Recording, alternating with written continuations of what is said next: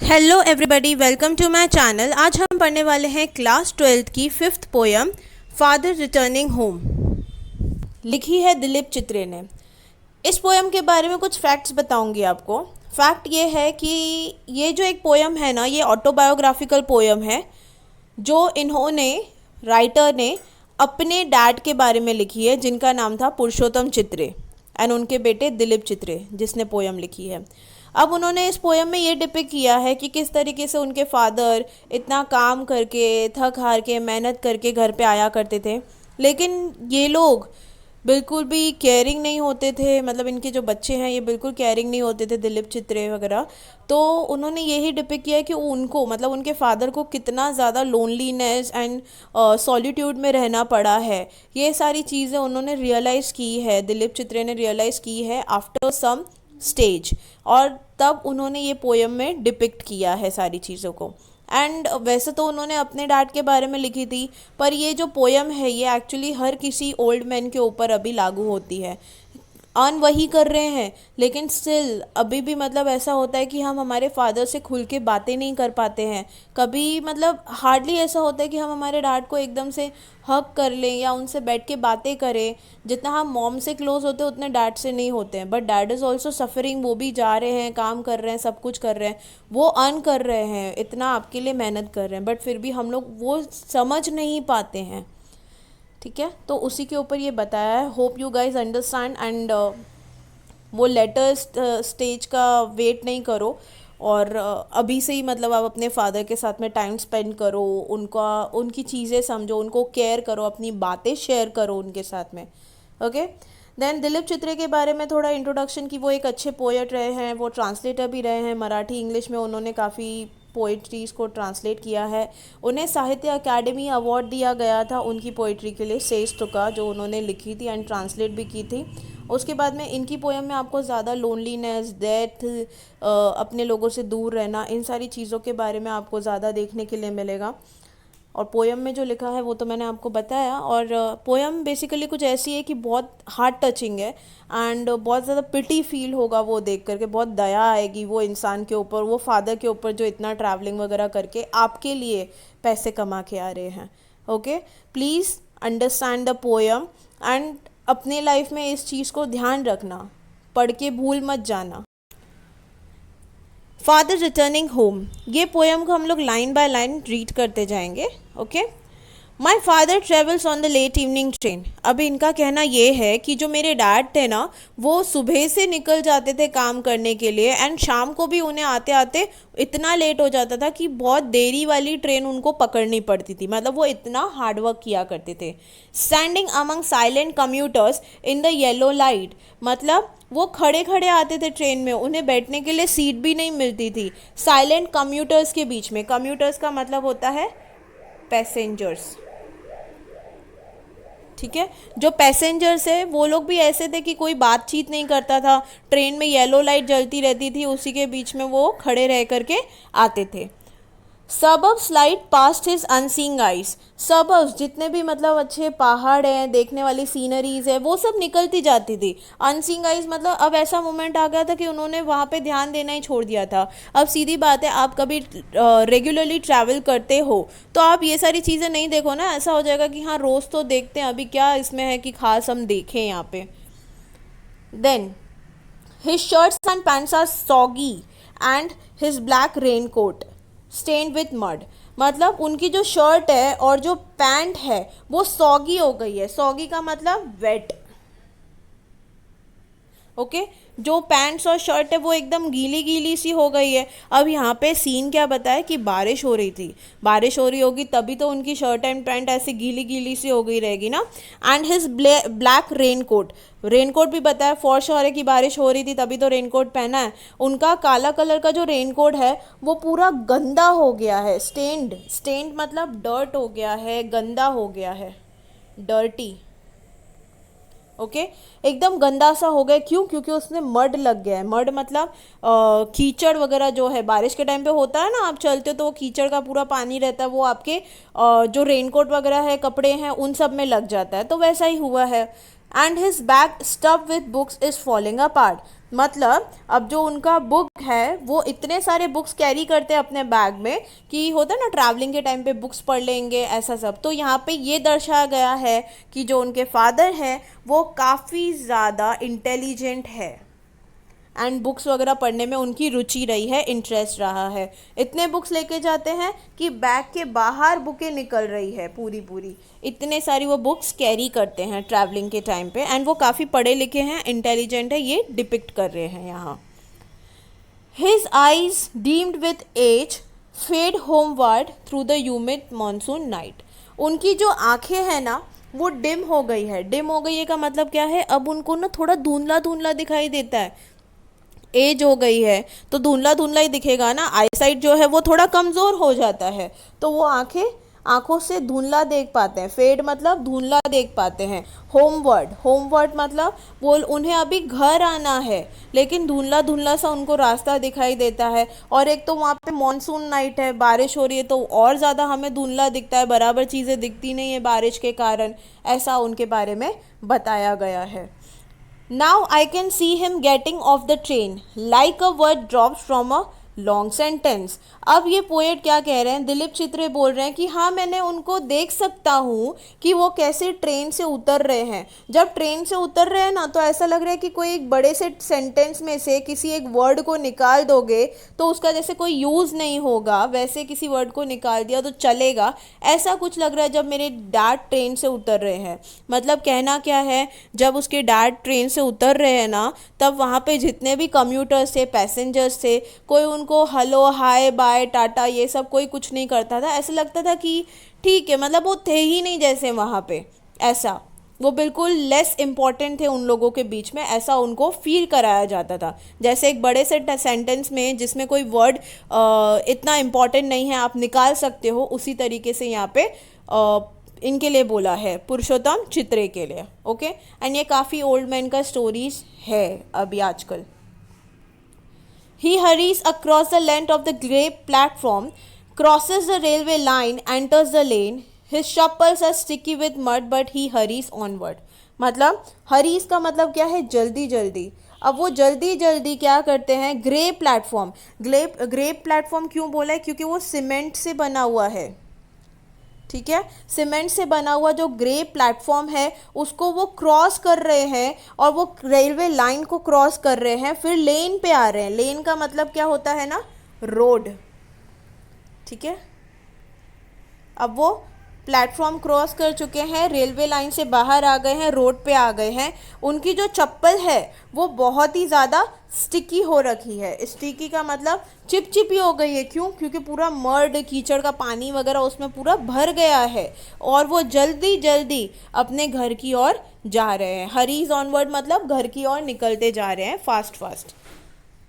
आगे ऊपर वाले जो स्टैंजा में आपको बताया था वो ये बताया गया है कि जब वो अपने जॉब पे से निकल के घर वापस आते हैं तो पूरी ट्रैवलिंग में वो क्या क्या होता है, उनके साथ में क्या क्या नहीं होता है, वो सारी चीज़ें बताई थी।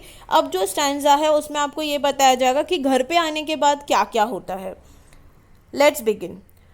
Home again I see him drinking weak tea, eating a stale chapati, reading a book. मतलब अब वो घर आ जाते हैं, क्योंकि घाई घाई करके घर आए ना, वो एकदम घाई करके घर आए थे, घर आ गए, क्या करते हैं घर आके वीक टी पीते हैं। वीक टी का मतलब क्या होता है, सिंपल सी टी, सिंपल टी पीते हैं वो। सिंपल टी मतलब क्या, जिसमें ज़्यादा अदरक इलायची मसाला टी वगैरह जो होता है वैसा सब वो नहीं लेते हैं, सिंपल सा साधारण सा चाय लेते हैं वो। Eating a stale chapati, stale का मतलब क्या होता है, स्टेल मीन्स जो रखी हुई हार्ड चपाती होती है ना वो खाते हैं। मतलब एक होता है ना कि जब भी आप गरम गरम चपाती बनाओगे, रोटी बनाओगे तो कैसी एकदम अच्छी सी लगेगी, सॉफ्ट रहेगी एंड खाने में बहुत मज़ा आता है रोटी अगर ताज़ी होगी तो। बट वही चपाती को अगर आप रख देते हो तो वो चपाती बहुत हार्ड हो जाती है, तो वैसी हार्ड चपाती वो खाते हैं, बुक रीड करते हैं। मतलब ये देखा है कि वो घर पे आ रहे हैं, ये सारी चीज़ें वो खुद ही कर रहे हैं, अलोन टाइम ही जा रहा है उनका, कोई उनके साथ में बैठ रहा कर रहा नहीं है। He goes into the toilet to contemplate man's estrangement from a man-made world. अभी वो क्या करते हैं ना, बुक वगैरह रीड कर लेते हैं, चाय वाय पी लेते हैं, चपाती खा लेते हैं, उसके बाद में वो टॉयलेट में जाते हैं कंटेम्पलेट करने के लिए। कंटेम्पलेट करने के लिए मतलब डीपली सोचने के लिए, ठीक है, ओके। डीपली सोचने के लिए वो वहाँ पे जाते हैं। मेंस एस्ट्रेंजमेंट, एस्ट्रेंजमेंट का मतलब क्या होता है?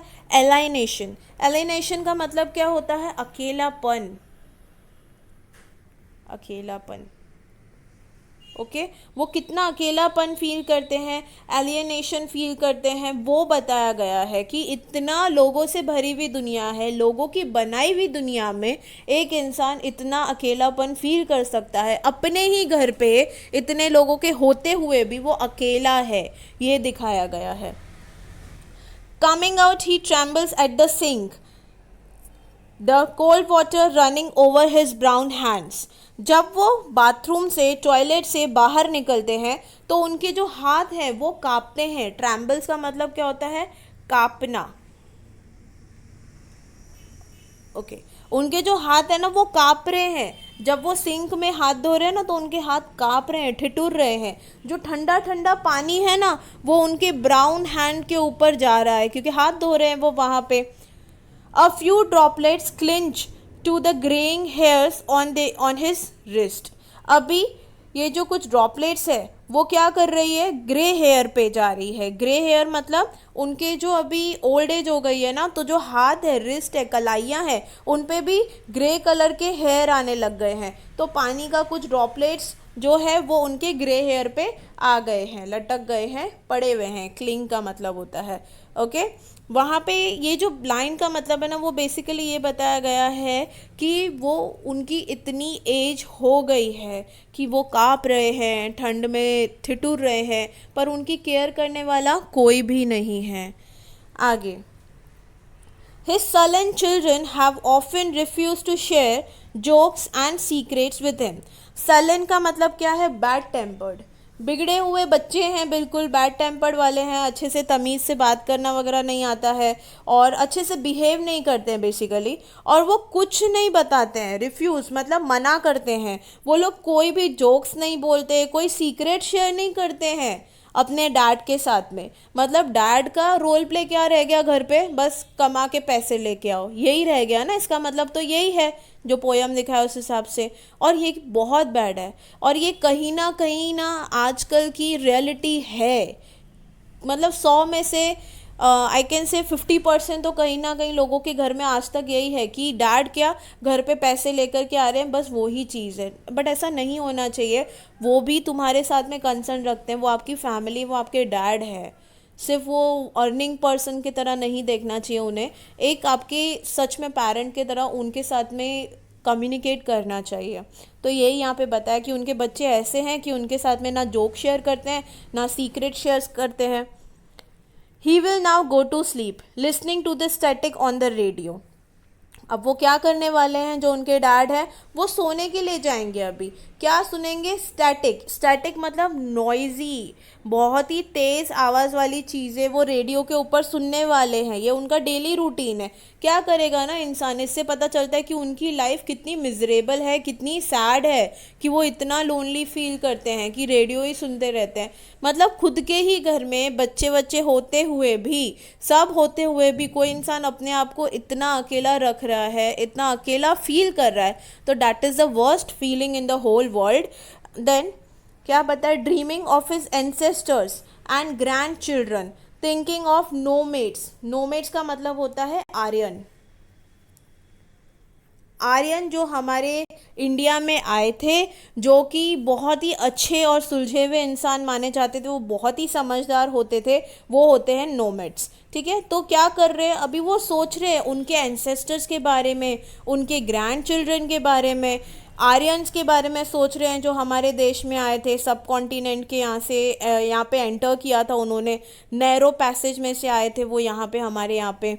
बट उनका ये सब जो सोचना है वो क्या दिखा रहा है कि वो जो पहले की जो जनरेशन होती थी और जो आज की जनरेशन है उनको वो कंपेयर कर रहे हैं कहीं ना कहीं।